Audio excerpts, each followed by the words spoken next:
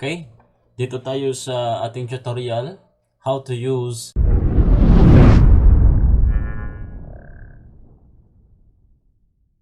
deposit option. Punta tayo dito sa POS.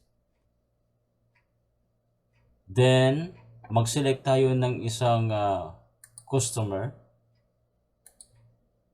Click delivery, borrowed. So, pagka-click yung borrowed, tatanungin tayo ng ating system ng ganito.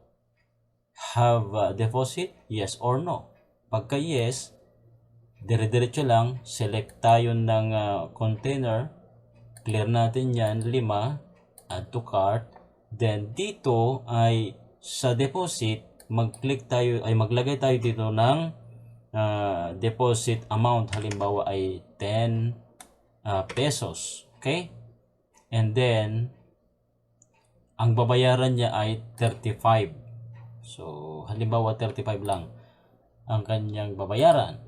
Pagkatapos niyan, ay iselect na natin yung ating order at pumili na tayo ng driver. So, halimbawa si Abel driver, pagka si Abel driver at bumalik na, okay? Bumalik na siya at dala yung 135, ang gagawin natin ay i-paid natin. Paid. Okay? Then, click delivered. So, yan. Yung ating deposit option. Okay? So, dito sa report, makikita natin dito yung ating mga deposit.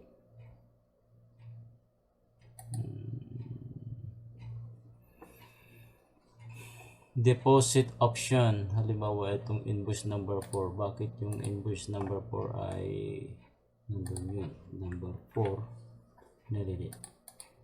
Number 4. Meron siyang deposit. 20. I-click natin yung deposit. Okay?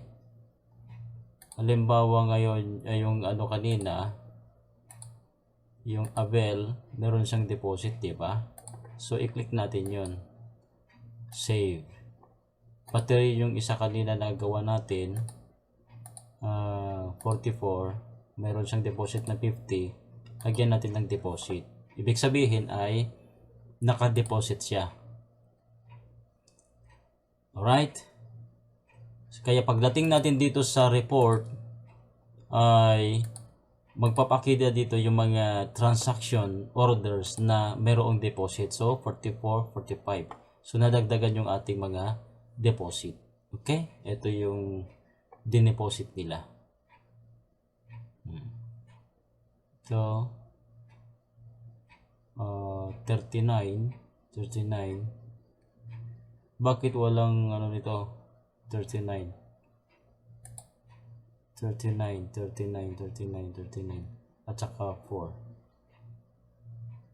34 pagkapunta kayo dito sa POS, click natin, hanapin natin yung ito, pwede nating i-default halimbawa 23 ngayon, default natin 23, save para every time na mag-open tayo ito ay 23 na yung nakaselect na year. So 39, sabi dito may deposit pero 0 naman. So, ang gagawin natin dito ay alisin natin yun. Okay? Save.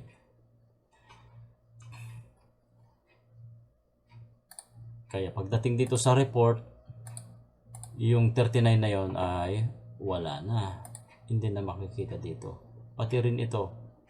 Itong 37 saka 34, 35. So, walang deposit. Ibig sabihin ay walang amount. Pero nakaklik yung deposit. So, 34. Click natin yung 34. Ito yun. May click siya, ay may tick siya. Tanggalin natin yun. 34, 35.